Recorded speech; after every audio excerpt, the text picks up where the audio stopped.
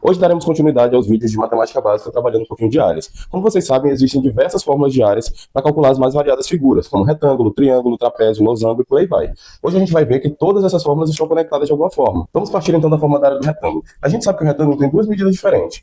Essa medida de baixo eu vou chamar de base, que a gente vai representar pela letra B.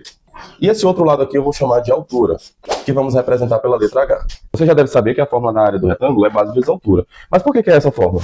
Imagina que eu tenho esse tamanho aqui da base e eu quero preencher toda a minha figura usando essas linhas. Quantas vezes eu vou ter que repetir essa base para poder preencher todo o espaço interno? A quantidade de vezes que for a altura.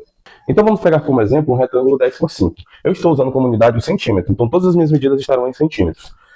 Quantas vezes eu preciso repetir esse 10 para que eu consiga ocupar toda a área? Eu preciso repetir ele 5 vezes. Se eu fizer 5 faixinhas de 1 centímetro, eu vou conseguir preencher toda a área interna. Então por isso que basta multiplicar 10 vezes 5. E aqui vai outra curiosidade. Você sabe o porquê que a gente chama as medidas de área de centímetro quadrado, de metro quadrado, alguma medida de distância ao quadrado? Quando a gente vai fazer o cálculo de uma área, a gente costuma ignorar a unidade de medida. A gente só multiplica o 10 por 5, aí dá 50. Mas, na verdade, quando a gente multiplica grandezas, a gente precisa levar essas unidades para a nossa conta. Então, eu posso dizer que essa área vai ser 10 vezes 5, que é 50. E quando eu multiplicar centímetro vezes centímetro, ou seja, uma coisa vezes ela mesma, eu posso dizer que é ela ao quadrado. Outro ponto que a gente precisa diferenciar é que a altura não necessariamente vai ser a lateral da minha figura. A altura, na verdade, é a distância dessa minha base inferior para a minha base superior.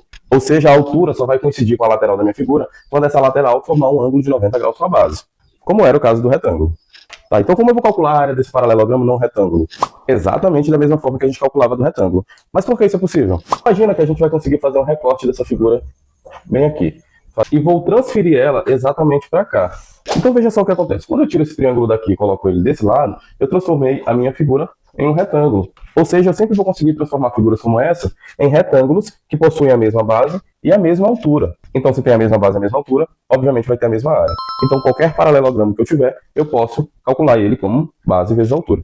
Se você gostou, não esquece de curtir o vídeo e já segue que na próxima aula a gente vai falar um pouco sobre as áreas do triângulo e do trapézio.